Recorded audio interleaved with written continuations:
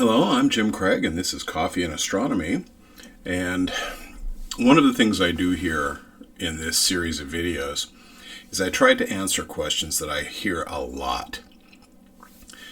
And a friend of mine and I were chatting the other day, and one thing that kind of bothered us a little bit are people who go into astronomy forums and say, "Tell me what kind of telescope I need."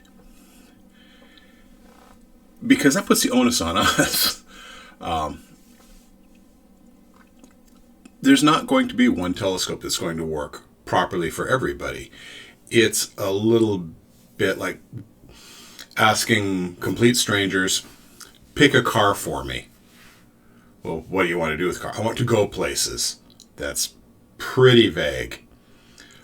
You have to know, you have to have a destination. And it's the same with the telescope. You have to know what it is you want to see. If you want to see planets, you're going to want a telescope with a longer focal length. If you want to do photography, you're going to need a telescope that can track along with the sky. And each of these is going to have its pros and cons. There's not one scope that does it all perfectly. There's some that do some things better than others. There's some that do a passable job on a wide range of things, but there's not going to be that one scope. And then the other one, and this is the one that gets under my skin, is when somebody posts a picture from a website, a magazine ad, or something like that, and they ask, is this a good scope, or is this a good beginner scope? Don't think of any scope as a beginner scope, because if you do that, you've spent money that you could save and add other money and get a scope that's going to last you the rest of your life. Now, your beginner scope might be the only scope you ever need. But in my lifetime, I'm going to try to count here. I got the one when I was 9, terrible. I got one as a gift when I was 27, terrible. I went and bought one that I thought was an upgrade, terrible. I found one at a garage sale, not good. I finally built one, and it's been good for over 25 years. I had multiple scopes that I used to work with at my old job.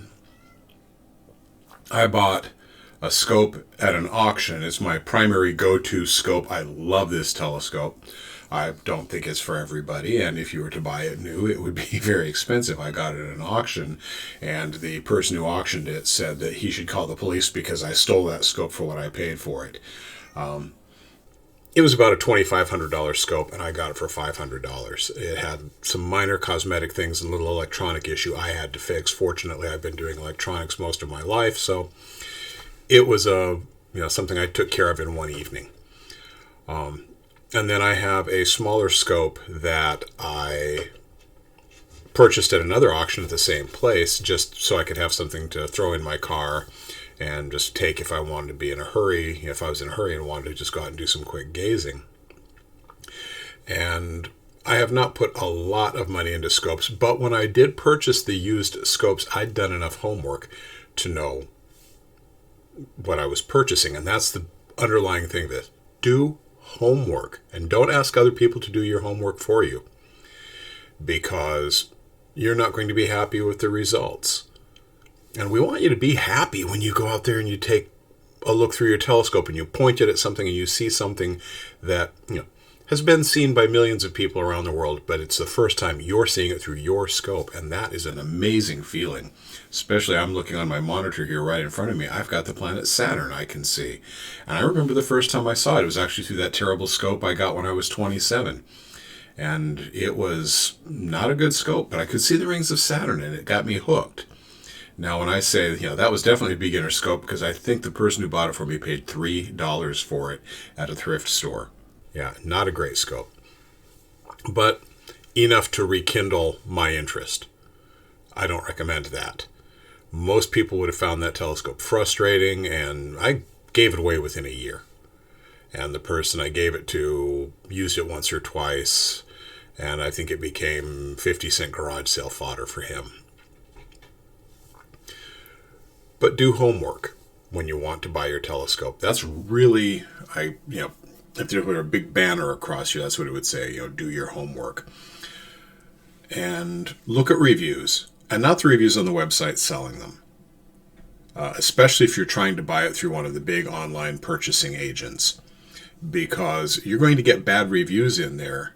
And a lot of times, the bad reviews, good reviews, bad reviews, that's a good thing to know. But a lot of times you have to take the bad reviews with a grain of salt, because it's like the person who goes out and buys a really nice new hot car, if I'm going to use that analogy again, buys a really nice new, just really hot car, wraps it around a tree, and gives the car a bad review because they didn't know how to drive.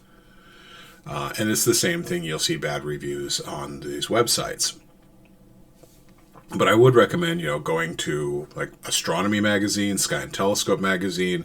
Those are good for people here in North America. I know there are European astronomy magazines, although you could probably use the American astronomy magazines as well.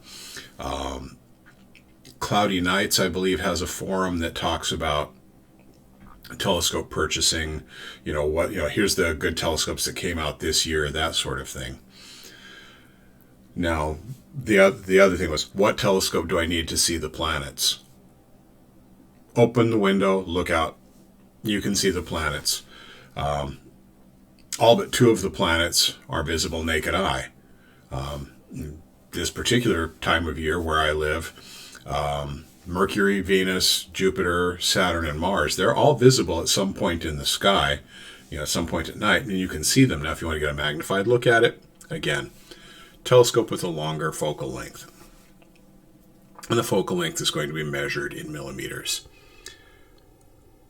If the telescope has anywhere on the packaging the magnification, 450 power, 650 power, 750 power, walk away.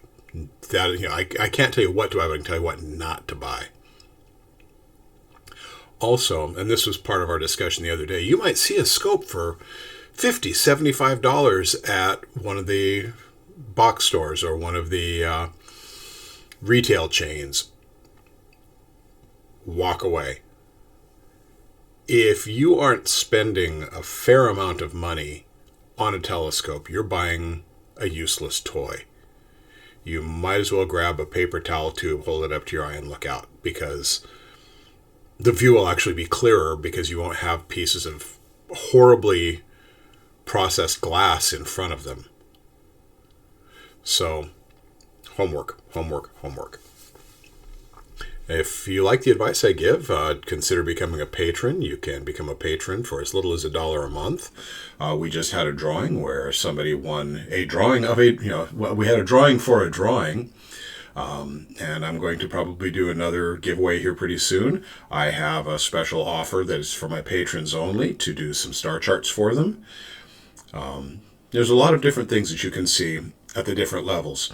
So go to patreon.com Planet of Mystery. That's patreon.com planet_of_mystery. And consider becoming a patron today. So until next week, this is Jim Craig with Coffee and Astronomy. Get out there and take a look at the sky. Enjoy what you see.